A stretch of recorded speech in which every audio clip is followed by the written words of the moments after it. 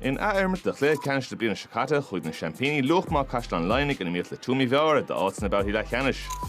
Le hena nuachán imreoir amáníocht na bliana John Mheára Thaobh Amháin agus an nuachán imreoir óg na bliana Darren McCarthy ar an taobh eile ciúcha arna bheith bócach. Má darmad donacha a haman trásirta an báta cara Ceannis seo ó Thiobraid. Nis bhí áras faoi achlíocht Noel gra ach tá sé ceart sa sé dulchan parcé le Ruther Brian agus John Marlon tosach Tomás Col Carlo gomórt má imreoirí ahananta acu seo ar fud na parcé agus an óid siúd na cuirithe. Máidir le Toomevara bhil tá si de Ceathrú Ceannais Brislan sa chúlna tá trí ahru denta go tagad Adam Hall Castleiney lán chúl agus na tosathe Bert Ceathrú Castleiney agus Paul Ryan. Caite staach mar sin go réitor. Mar dúirt muid Noel gra tosaí. Beidir na chuirte omlan achtaíocha Noel gra ar le achtaíocht beóra.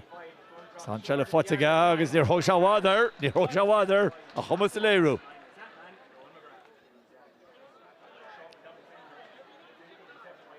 Tuach sin, sí fáte ráiseacha, as sí de Ceathrú Ceannais. Luachma Caisleán Garristeach ar gól agus an cól scóil ag Ed Conley. Ed Conley scóil le sin. Tá Barna idir na fórne fiú hanahin. Toomevara se tírág méidir go beganí luúd óhan Joshua Shensis Jack Delaney tus a bolcha se taobhléine tá Jack Delaney tu sí bóla go jazz. Barna leidir go cúlí nóáin. Tá trasna go Darren McCarthy agus airíonn an slúa nuair eicetí de ógánach seo dul drona íróide tá sí bolcha aige bolcha go jazz aige. Tá sí fós san óíocht. Tá jazz a seachan sin tá sí smachtathe bhfuil an cho immert acha. Agus tá sé fós acha, tá sin sig Tomás Magra kickáte tá sí den an pellimmert a Luachma Caisleán Laighnigh mar óldíh agus é sin léireann sin ag Tomás Magra. Is bhfuil Toomevara an teachtar éis an dá chúil sin scóilte ag Luachma Caisleán Laighnigh. Kevin McCarthy cecha bhfuil sí sin sin iar fisteú as sin iar scóir an scóid sin Kevin McCarthy.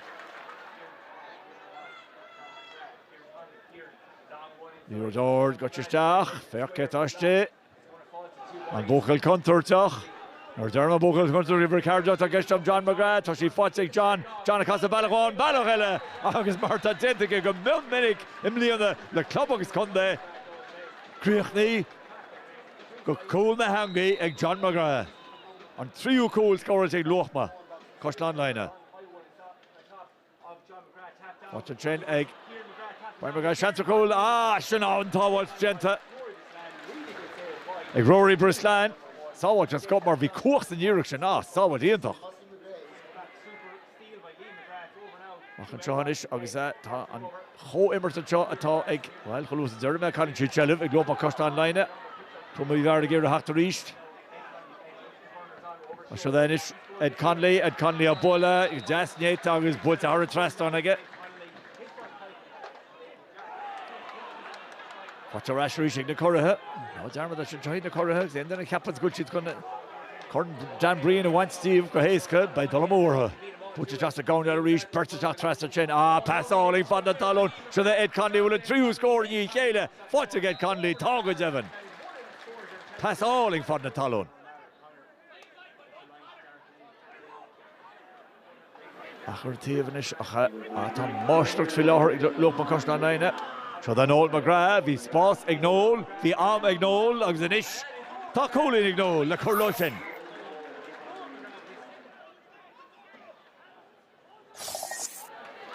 Fidir Toomevara after Ash Roy shot, mar tá sin go mórchan deire, bhil sin Kevin McCarthy agus sin iar deasa Kevin, tá sé bhailte go deasa aige. Seach cúlainn etar inis.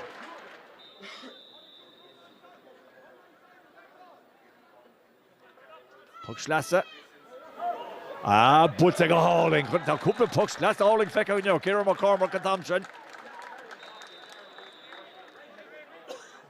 Ciaran McCormack fuair sé ceann an taobh eile níos luha. Tá sé an tuairt faoi seo ríist. Ba cheach gomeach sé seo gimmert sa gun rider. Hurling.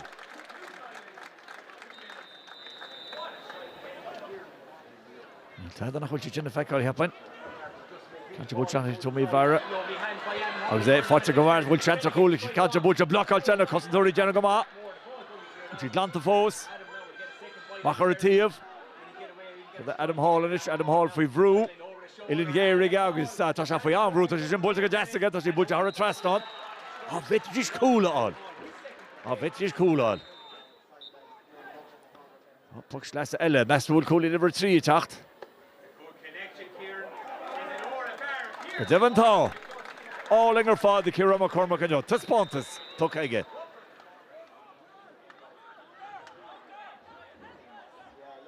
Mheára an Canshin. Bruce Shelley Fosaka. Fáte Kevin McCarthy. McCarthy plays go region of Fosaige an Rúthirí McCarthy. An fís a skille lini chuneal.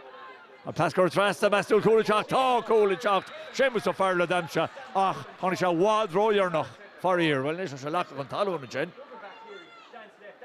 Oberráhan sin Kevin McCarthy chun í chrothú. Ach, tháinig an cúil sin a wad róiarnach.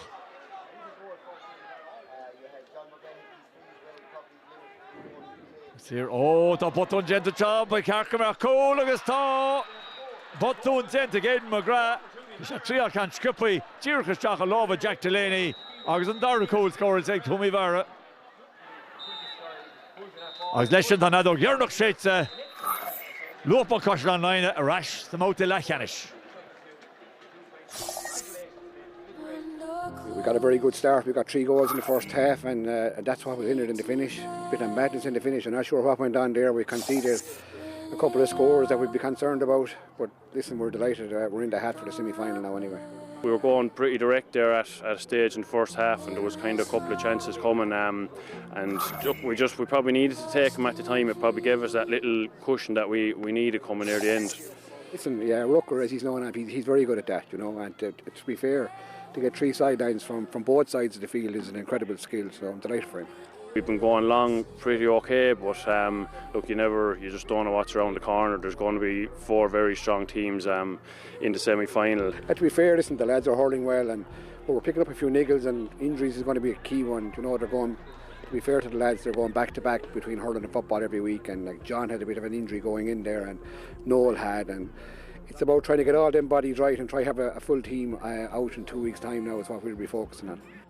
If it's 1 point or 10 points, it's about winning now come this time of the year. Good team to win a county championship, and it takes a great team to defend it, and we'll be trying everything in our power to hold on to Dan Breen, you know.